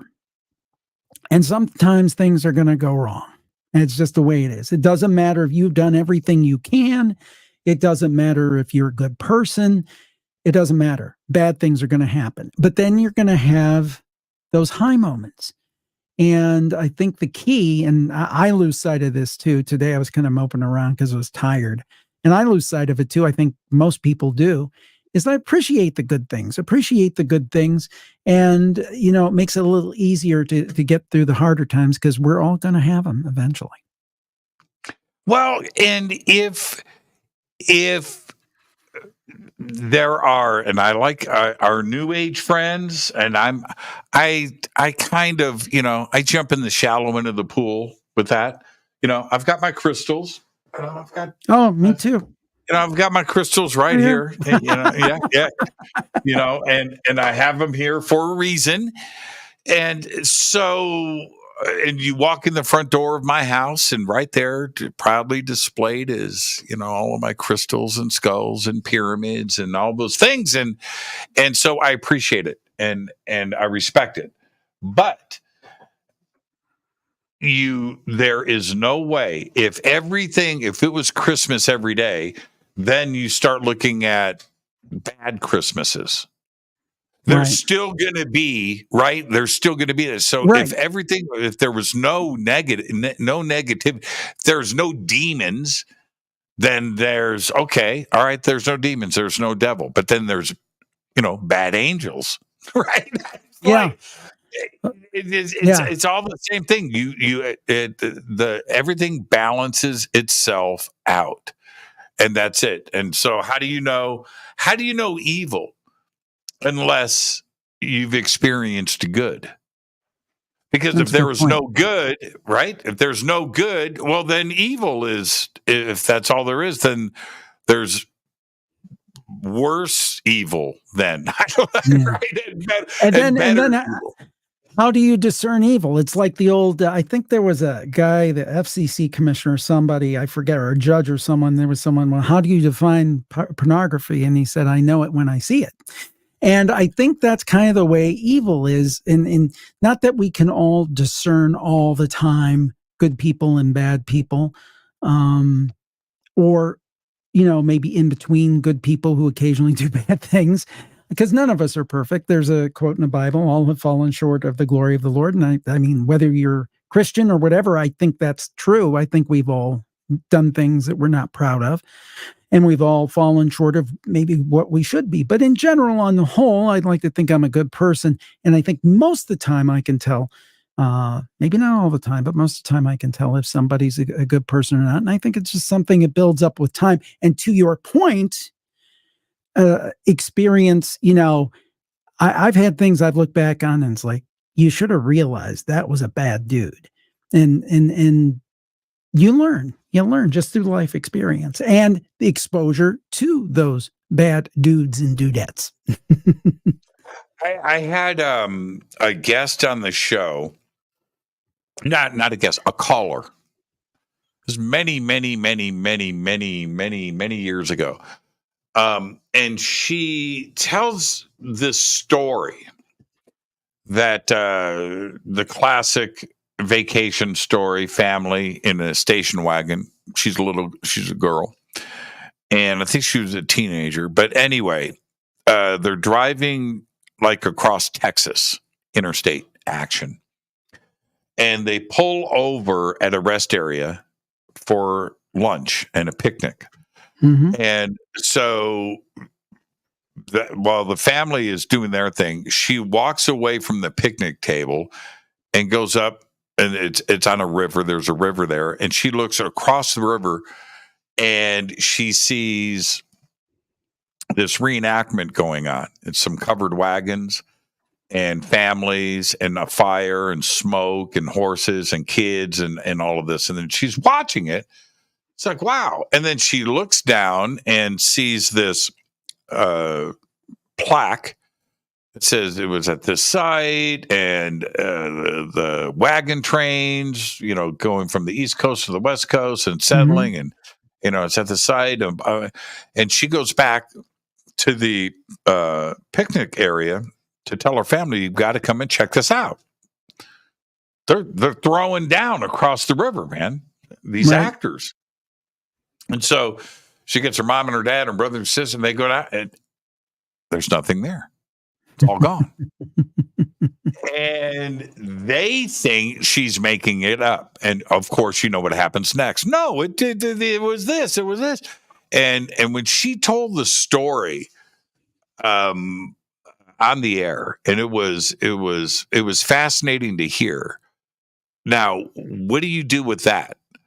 And I don't know how to unpack the story. You said earlier, it's kind of like I imitate you once in a while, by the way, Jim, and I'm pretty good at it. Well, let us have it. It's one of two things. It's one of two things. Either she's lying, you've got that breathy thing, or this really happened. And so and she's calling in, just like any campfire situation with your crazy uncle that's telling the ghost story. What you want is you want to get closed on the deal. You want to sign the contract, right? You want to get closed. You want to hear the story, and you don't want them to mess it up. That's the whole goal here. Now, it may be true, but don't mess up the story. It may be made up, but don't mess up the story. So when somebody like that is calling in, and it's just like, okay, all right, but please close the deal here. Okay, I'm going to buy the car. Let's close the deal. And she did.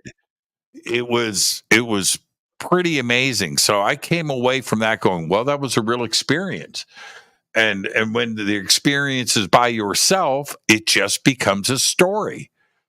If it's two people, that's different, right? Right. You've got backup. But when it's just your story, when it's me telling a story about, a ghost pushing me in the back or something, I'm here alone. It's just a story. All right. It's up to you to get closed on it. But that reenactment thing, what do you, that's like some kind of closed loop, interdimensional. Yeah. Again, we go back. You go back to the videotape analogy you used earlier. Is it a replay? Is it a replay? I think it's totally possible that it's some kind of wild replay. I think that makes all the sense in the world. And we've had a lot of stories like that. And at some point, if you're going to buy into all of this, you have to believe people. I was on another show and someone was making a very good point. I was interviewing somebody today who made a very good point. Jim Willis, who has a book out about near-death experiences. And this hasn't even aired yet. But he said, when it comes to near-death experiences, for example, scientists want the kind of proof that the experiences are not able to provide by definition. It's not something you can't bring back proof from a near-death experience. You can't bring back, he used the analogy, a feather. And same with that girl. She can't bring back, she didn't have a camera or something to take a picture. And if she had a camera, is it something that was impervious to photography? So how can you prove it? So I've just made peace with the fact that I have to believe people to a certain extent. Now, again, I believe the vast majority of people who come on the Campfire Show are being honest with me. I could count on one hand the time I think outright people were like messing with me. Like one guy was calling up and he kept throwing out these Howard Stern catchphrases. And it's like, do you think I'm stupid? I used to listen to Howard too. So, but overall, I think every individual has to make the decision if stories are admissible evidence for them. I've made that decision that they are for me, because I think a lot of these things, that's all we've got. We don't have anything else. Why do we love the ghost story? Why do we I love getting scared. I love it. What is it about this thing? And it's been going on for thousands of years. The campfire didn't invent this. No, this isn't a Jim Harold thing. No, it isn't. You know what I'm saying? What is it about the ghost story? What is it about roller coasters? What is it about horror movies? It's the same thing. We liked, but I think there's another dimension to this. So I think that's part of it. Roller coasters is like, oh gosh, can I survive this? And you do, like, I don't know about you, but I live pretty close to Cedar Point, and they have some crazy roller coasters, some of the best in the world. And occasionally I'll be on one of them. I'll be like, am I going to make it through this? So you actually legitimately get scared. But the idea is in the back of your mind now, 99.9% chance I'm going to end up okay at the end of this. So it's kind of like the opportunity to get scared, but knowing you're going to be okay because you're just listening to the ghost story. But I think that ghost stories and supernatural stories have another component in addition to popular entertainment, books, movies, whatever it might be, or roller coasters. And the difference is we have skin in the game. And the skin in the game is the afterlife. Because I say this on the shows. We talk about UFOs. We talk about cryptids. We talk about, who built, how did that guy down in Florida build the Coral Castle or whatever, or wherever that was down south. We're interested in all that. But there's one subject. I don't care if you're rich. I don't care if you're poor. I don't care if you're young. I don't care if you're old. I don't care if you're Republican. I don't care if you're Democrat. I don't care if you're a country fan. I don't care if you like hip hop. I don't care if you like rock. One thing that we all have in common, other than taxes, we are all going to physically die. And we all have to walk that lonesome valley. We've got to walk it by ourselves. Ain't nobody here going to walk it for us. We got to walk it by ourselves. No truer words have been spoken than that old spiritual. So the point is that that's the one subject we all have in common. And even the hardcore materialist atheist, in their quiet hours, 2 or 3 o'clock in the morning, they can't sleep. I bet sometimes this thought runs through their mind. Is there anything after this? I know I can't say this publicly, but is there anything after this? Do we live? Is there a heaven? Are there ghosts? So it's really the most important topic that we cover. So you layer on that entertainment factor, if you will, that fear factor, but yet knowing we're going to land safely because we're just listening to the ghost story. We're not participating in it. But in a way, we are participating in it because we're going to participate in it. Maybe not right now. Maybe 10, 20, 30, 40, 50, 60 years down the road, but we will participate in it. And at that point, we'll find out. And I think we're all fascinated by that mystery, whether we admit it or not. The most spiritual person in the world is the atheist when the plane is going down. Guaranteed. It's just a guarantee. It's a guarantee. And atheists or scientists or whatever, whatever how you want to define it. They only say these things out loud for debate. That's all. To say that you don't ponder this, or you don't think about this, or you don't wonder about this, or you don't consider this, is a lie. That's simply not true. There is no way. Somebody said something, and I'm talking about the hardcore debunkers, like kind of the people that are mean about it. not because I actually, my best friend claims to be an atheist. I don't really know, but I mean, that's okay. I'm cool. Hey, I believe you have a right to your opinion. But I will say this. Somebody said, and I wish I knew who it was, but they were talking about, and I don't even think it was on one of my shows. Somebody said, I would like for the hardcore materialists to tell their family when they say they love them that they're lying. Because really, isn't it all just a chemical reaction? Isn't it dopamine? Is it really love? So when you're an atheist and you say you love somebody, well, it's all chemical reactions. It's all biology. There's no real love. So why don't you just tell your loved one you're lying to them?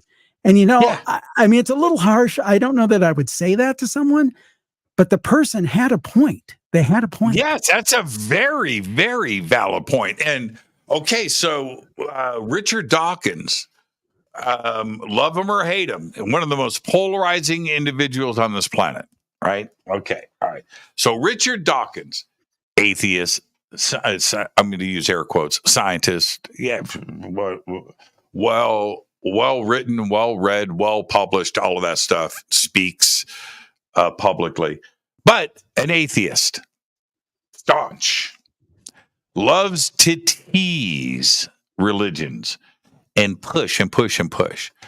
But he said on stage, I'm not making this up, that he's afraid of haunted houses. Now, and he said, and I forget who it's like Brian Greene or somebody, right? He goes, what do you mean? He goes, I can't even walk past them. Whoa. And if somebody says that's a haunted house, I freak out. Now, wait a minute. You can't be an atheist and be afraid of ghosts. Right? You cannot. Yeah. You can either, if you're a realist, if you're a reductionist, right? If you're a determinist and you don't believe in consciousness or the soul or life after death, that life is just a chemical reaction, that's what he says. That's fine.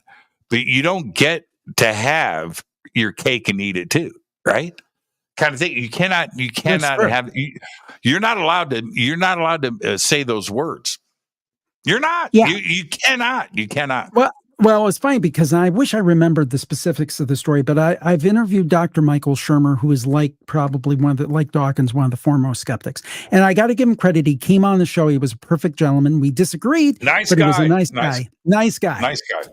So, but he told the story. It's in Scientific American. You can look it up. And it was basically, he was getting married. I don't know if it was his second marriage, but it was later in life. It wasn't like when he was 20. This is like when he's 40 or 50 or whatever. So him and his wife were staying in whatever hotel or something. Maybe it was her house. I can't remember. But his new wife said, boy, I wish my grandpa was here. And for some reason, there was a radio her grandpa had given her that had broken. And for whatever reason, that night, that radio started playing, and it played all night and played music all night.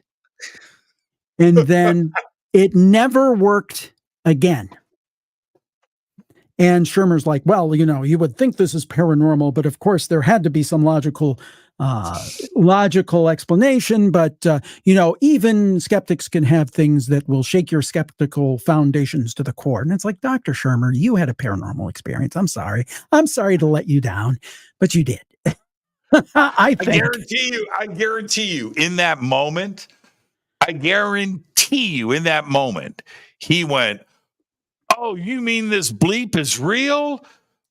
Oh, that's what he did. Now, he doesn't say that publicly, but that's exactly how it went down. I love that happened. Well, and he's a really nice guy. Yeah, but and by the way, the title of that is Anomalous Events Can Shake One's Skepticism, and then the rest of it's cut off here. But I just wanted to look that you can still find that at the Scientific American website. Jim, I know the book is available all the way across the board. So you have Amazon, Barnes and Noble, your website. Where can everybody reach out? Where would you like them to go and buy the book? Well, I think it makes sense to go to jimharold.com, click on the big green button at the top of the page. That'll take you to different links and you can pick your own place. Amazon.com, barnesandnoble.com. We're even doing some autographed ones at Etsy. All that's there if you click on that big green button, and hope everybody gets to check out the Campfire Podcast. And I got to tell you, Jimmy, I've done a lot of interviews over the last week, and this is by far the most fun I've had. I hope nobody else hears that. Don't want to insult any. All the other hosts are great, but I had a lot of fun tonight.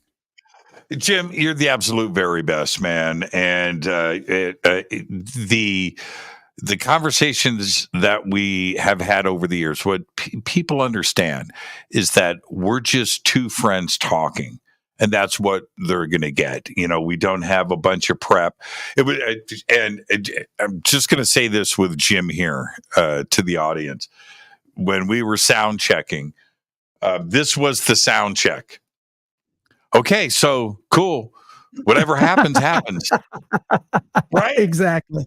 Yes. And, I wanted to let everybody know that I've been moving the jellyfish with my mind for the whole show, and I'm getting really good at it.